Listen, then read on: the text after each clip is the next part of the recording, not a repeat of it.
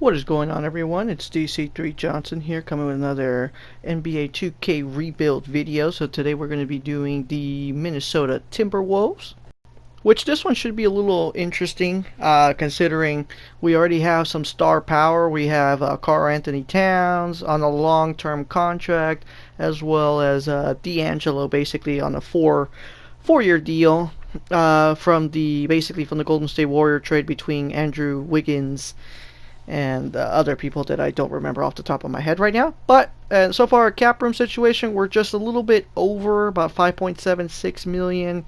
Definitely going to want to switch that out, especially if we can basically save a little money. Because my mentality is, if we save a little bit now, then I mean, obviously this isn't a factor in my leagues, but I always like to play it that way. That way the owners can't really give us crap when we get into a luxury tax years later.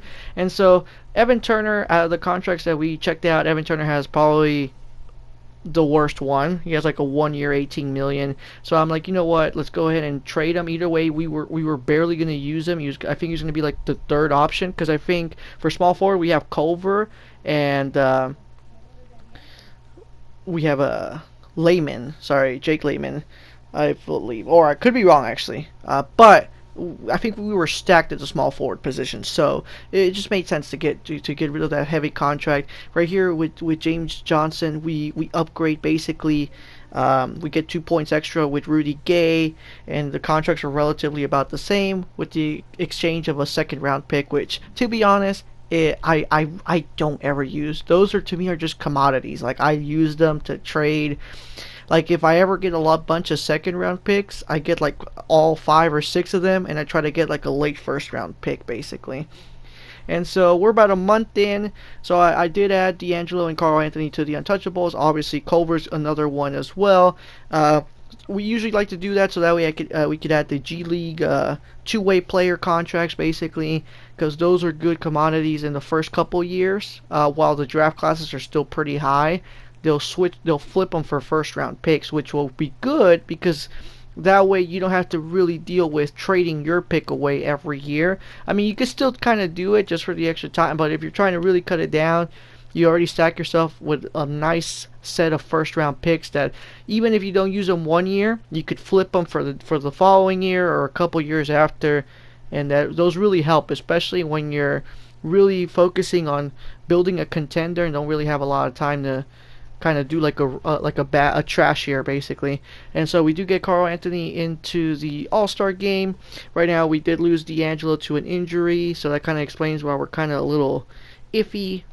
But it's all good. I mean, honestly, I don't really have a lot of high expectations for the first year anyway, so not too bad. So right now we are going to flip one of our two-way players who went up to a 77 overall, and we get a nice first round. See right here, another perfect example. They want a second round from us in exchange for a first round. That sounds perfectly fine by me. So now we have 2 extra first rounds, which is great because technically, as part of the trade with D'Angelo Russell, we don't have our 2020 first round, so which is not ideal. But at the end of the day, it is what it is. So that is what we inherited. So right now, it looks like we are on a bit of a win streak, which is great. Ooh, okay. Well, we lost to the Spurs. We lost to Phoenix? How did we lose it? Oh, my God. Okay. I guess we ended up evening out, but I'm still surprised about losing to Phoenix. Like, that one... The Lakers and Mavericks, that kind of makes sense. And we do get them back in the rematch, which is great. We get a 1-point win over the Kings. And we do beat the Clippers. And then Luka, MVP there. Ja Morant, the Rookie of the Year, basically nothing for us unfortunately at the moment, which I'm not too surprised. Basically, I would have expected. I'm pretty sure we'll probably get the awards like later on, basically, and we just narrowly missed the playoffs. I mean, the West is a lot tougher compared to the Cleveland rebuild, which if you haven't checked it out, I definitely urge you to check it out. Definitely playing out East is a little easier because with this team record, we probably would have squeezed in the East. But it's all good. At the end of the day, I think we would have ended up losing in the first round anyway. We would have faced the Lakers, and we lost, I think, the last 2 matchups in like that last month of the regular season. And look at that, Lakers win the NBA championship. So not much we would have been able to do, to be honest. And Vince Carter retires. Crawford, Corver, and Gasol. Kind of saw that coming. Uh, Looks like the defense is going to have about 6 seconds basically to push the offense forward here. And so let's see what we do. It's probably going to be more than likely. I mean, there is a possibility, but it'll probably end up being outside the top 10. So not oh, and there you go. We get a 12th pick basically. We should be able to probably do something with that. I mean, it is kind of a little bit outside the top 10, which is my personal preference, but we'll see what we can do. And so we end up signing Otis Newman to head coaching job. Head scout, always want to go with A's, just so that way you get yourself some good scouting reports. Trainer, same thing. You want to go with an A. If you don't have that option, see right here, he's the only guy who is available. There are times where only a B level is available. And if that's the case, sign that B player, B trainer to a 1-year deal, and then check the following offseason to see if you actually have a person that's A level available. Just because this does affect your training basically for like right before the start of the regular season. So a B level gives you 2 training sessions, while an A level gives you 3. And that allows you to, I focus on potential basically, so that allows you to have an extra slot for another young guy basically, to have that extra point addition to their potential.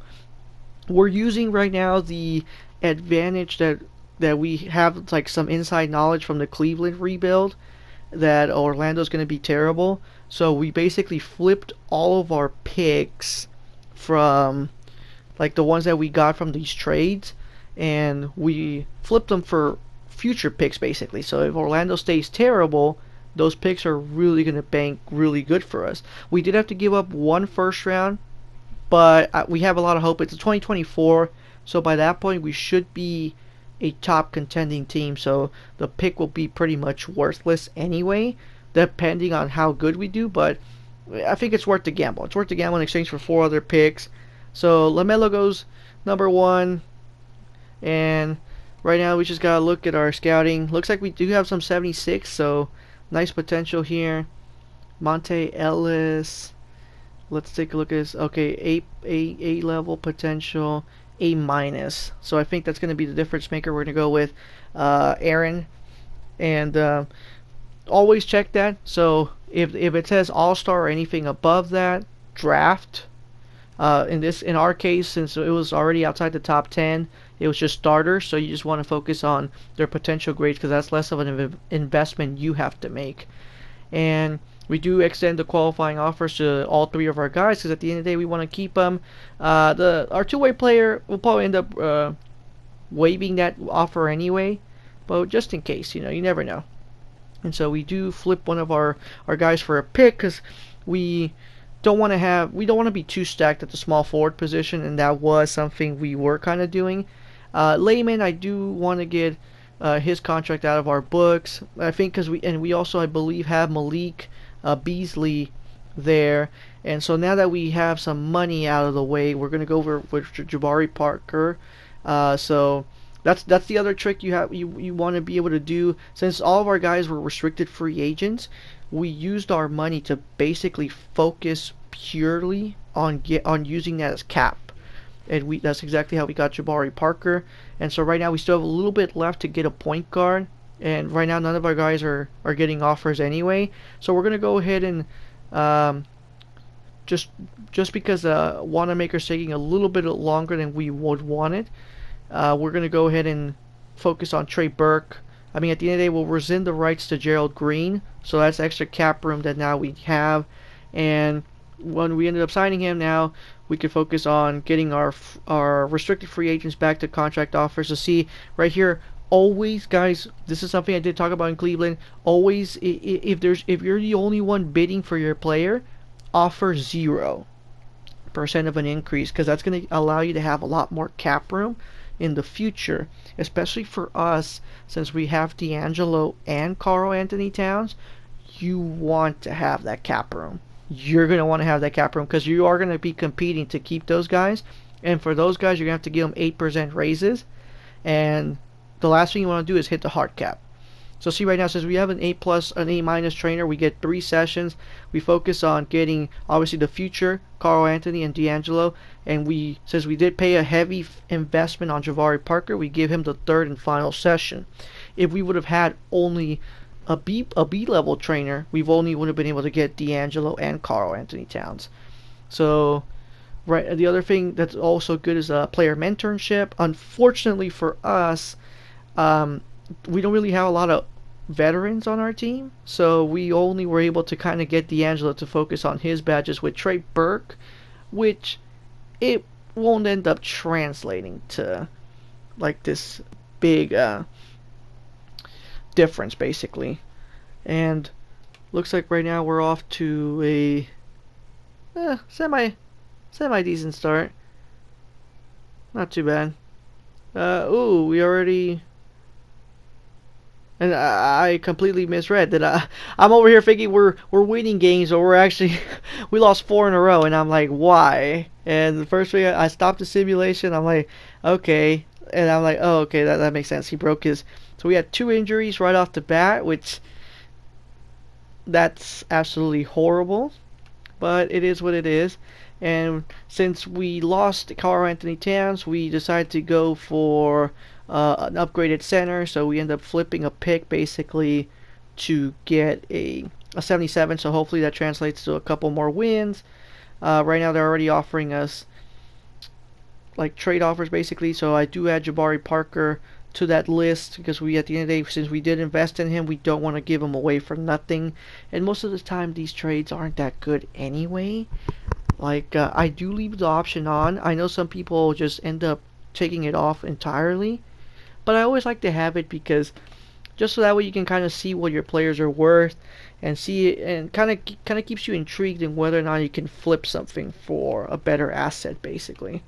And Jabari Parker, another injury, so we're having a really terrible second season, which sucks because we actually had the expectations for a very strong second season, because of the caliber that we ended up upgrading our power forward position. But it is what it is at the end of the day. And right now, Jacob Evans. So we were thinking about trading Jacob Evans. I'm a little tempted just because of the fact that we're not really using him, but we end up not going for it just because we do have Evans on another team option next year, while Damian Lee we would lose them to free agency the following year basically. And Carl Anthony ends up making the All-Star team again, which is great. I'm just surprised no D'Angelo, but it might be potentially probably due to injuries. No moves at the trade deadline. We're just like, at this point, the team's either going to stay terrible or they're going to come around, and they absolutely hate me as their GM because they don't want to re-sign contracts with me. And I don't take it personal because at the end of the day, they always end up coming back. I rarely lose a player unless we don't want to keep him. It looks like right now we're kind of turning things around. And right as I say that, we start going on a losing streak. I was about to say we're on a win streak. We're kind of turning things around, but I have to take that back basically. And that win against the Warriors? No. Okay, gotcha. Okay, but we do end up winning the last 2 basically, and that should pretty much do it. Giannis, your MVP. Not much of a surprise here. We do get Carl Anthony to the all-team, all-third team, and I guess that's pretty much it. I mean, we didn't have any. I'm surprised our rookie wasn't that heavily involved, but then again, I'm not too surprised. And so again, missed the playoffs. We had to win 42 games to kind of get into a position where we could be, and unfortunately that wasn't the case for us. Lakers end up dropping 4 to Sacramento, and Milwaukee wins the NBA title basically. So that ends up doing the second season. Let's see, I don't think we have the rights to our pick, or yeah, I was like pretty sure we don't have the rights to our pick because I believe it was a lottery protection, which was the case. So we had a 28th pick in the first round, which I think we'll end up scouting anyway who knows? Maybe we might be able to get away with it, and we might be able to pick somebody up that might be decent enough for our team. And so Kate Cunningham goes with the first overall pick. Right now, it doesn't seem good, so we'll just go ahead and see what we get in the trade finder. So far, if I get 2 first rounds, I'll probably end up flipping. And just the Jazz, the Cavs. Looks like yeah, just the one basically. Just the one here. We'll go with Toronto because I think that they'll start declining. Because Kyle Lowry will probably end up declining. So, but since he's on a max deal, it should end up strapping their cash flow options for later seasons. And so right now we have to worry about getting some of our restricted free agents back. So we have rights on Meadow, sorry. And we'll end up signing him for a 5-year deal because definitely if Carl Anthony gets injured, he's going to be a strong backup option for us, as well as Jared. And we're going to definitely renounce the rights to our other center because at the end of the day, we don't really need them if we're going to go ahead and go with that. And Paul George, I completely did not know that Paul George only had like a 2-year deal, and it looks like he's going to go to Charlotte. And this is something you do have to deal with, guys. Restricted free agents sometimes end up taking the qualifying offer just because they want to see if next year they'll be able to get more money out of you, which kind of ends up helping your case because you end up saving payroll that 1 year. And if you do have a bunch of players and you don't have enough cap room, it allows you that flexibility to keep them basically. And we do go with giving another session to Jabari Parker while we still have him with the ability to grow. And looks like we'll pretty much go the same way. Carl Anthony, D'Angelo, and Jabari, just because they didn't really have the start we wanted. And at the end of the day, Carl Anthony and D'Angelo are our max deal kind of guys. So we want them to be performing at their highest potential. So let's see how we go. So far, so good. I'm kind of holding out because I really want our team to do good. But so far, a small start. But and we do end up going for 2-way players this year. Last year, we kind of had the bad luck that we didn't really get any significant offers, and so that kind of did stall our plan. But we're gonna go ahead and try it again. Maybe we might get lucky this year. Now that we're going auto draft. So the thing I do with the rookie class, I do end up uploading the first 2 or 3 years. With the Cleveland one, I did notice that there was a lot more like auto players, like Joe Nobodies. Like there was a bunch in that draft class that I uploaded. So now I just did the first 2, and then we're auto drafting for year 3 basically. So this should maybe even out the field for us and maybe get some draft picks off those 2-way players. It's always worth the gamble. At the end of the day, they're not really taking a roster spot from you anyway, so might as well. It doesn't hurt.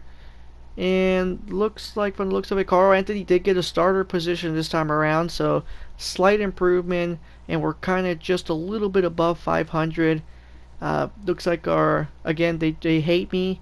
D'Angelo's kind of undecided. Everyone wants to test free agency. Let's see. So we're able to flip one 2-way player. Let's see if we can flip Jacob Evans here. We did think about it last year. We held back, but now that I think about it, Morgan, we don't have the bird rights to him anyway. Let's see if we can get him, and we do end up going for Jaden Springer, who actually probably was the guy we wanted to draft originally, and then we end up getting TJ McConnell basically, just because in case D'Angelo gets injured, we have options here. And so far so good. Well, we did lose 4 in a row, and was interested to see why, because I do know injuries have been a factor for us, and no one was injured, so I guess it was a team chemistry issue. And we continue to lose games. which makes me kind of nervous because we're getting close to April. 37, 35. Oh, no, no, no. Oh my God. Okay, just a little bit above 500. Okay, oh, it's gonna be close. Oh, we win 42. Luca wins MVP. Chris Paul Sixth Man of the Year, which ouch. And Anthony Davis Defensive Player of the Year. Second team for Carl Anthony, so really a stellar performance from him. And we do end up making the playoffs, so we're 7th overall, and we lost D'Angelo, which I can't even say I'm surprised. There's always an injury with this, and we end up getting basically eliminated in the first round. It was a nice sweep since we didn't have D'Angelo, and that pretty much takes us to free agency of 20 year 3. I'm just gonna say, I've off the top of my head I completely forgot what year, but we'll just say year 3 basically. And so we have 4 shooting guards. Just taking a quick peek at our roster lineup. Look, just because we did have a bunch of players that had like the qualifying offers. So far no offers yet. We'll just focus on our top guys for now. So the guys that we really want to keep. And so we'll go with Josh first. Look at that, 97%. More than likely he'll end up signing that deal. Spellman, definitely 5 years as well. Look at that, 0% because we are the only guy that are the only team that's offering. So even though you see the 1, but since they're restricted free agents, that just means our qualifying offer. That counts as an offer. And so now that we had them signed to deals, we'll go ahead and focus on Jared, and see they end up taking the qualifying offer anyway.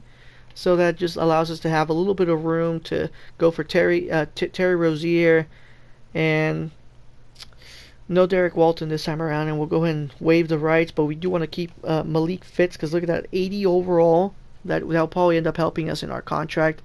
Since we did get Rozier, we end up flipping Trey Burke for 2 first-round picks, and now looks like this time we might. What's this potential? Oh, they don't even tell me anymore. They used to tell us like an actual number, but I guess this time around it's just a pure gamble. So we are gonna, since we do have Malik Beasley to a 3-year contract, we end up upgrading him again, focusing on Jabari Parker because we really want that power forward position to be good. And we'll probably, even though I don't like the idea, we'll end up giving Rozier a little bit of a push just so he pushes to 80 overall. And if we do lose D'Angelo again, we have at least someone solid to kind of back him up, basically. 10 and 10, so not really an ideal start for us. But, and the trade offer, I mean, first round pick. It was inciting, but I was like, last thing I need is to really affect team chemistry. So that's another reason why I like to limit myself to about 3 trades per year. Because the more trades you do, sure, you'll probably end up winning, but you take away the realism and you affect your team chemistry. Which, the higher the difficulty you put, it'll actually affect your team really heavily. So wouldn't recommend it, and especially if you're really trying to test your skills as like a GM and really be authentic on that rebuild. I wouldn't push for more than 3 trades a year, basically. The thing I like to do is I like to focus on 2-way players. That's a little different, but I mean I do try to keep them into my consideration of my cap of my 3 trades per year, basically. And looks like Carl Anthony wants to test free agency, which I don't blame him, considering we literally got eliminated. Got eliminated the first round and missed the playoffs 2 years in a row. And looks like we're doing pretty good this year though, so I am excited about this because we're at 45 wins in March, which is definitely will probably end up being the highest win total of this rebuild at the moment, basically. And just a couple more wins. Just a couple more. We do beat the OKC, the Rockets, and we lose. We dropped 2, but it's all good. Giannis again MVP. Chris Paul 6th Man of the Year for 2nd year in a row, which is pretty good. I'm surprised who the starter is. It might be Dennis Schroeder probably, and we do get Carl Anthony again in the second team overall. Surprised no D'Angelo, but it is what it is. And we do get Malik Fitz, the guy we kept in the restricted free agency contract, to an all-rookie second team option. And just a huge improvement from last year, basically. And D'Angelo, we did lose him to an injury again. Oh, God. Well, let's see how we do. All right, come on. Oh, perfect. Okay. So we're gonna. Okay, so we'll sweep past the Pelicans. Beasley is struggling here for us. We still have him for 3 years, so really probably push on his untapped potential as Phoenix eliminates us, and we due to injury. So guys, we'll do it. We'll leave the rebuild video right here. On the next chapter, we'll basically continue right where we left off right here and really finish this rebuild and hopefully do it some justice. Thank you guys for watching. You guys take care and stay safe.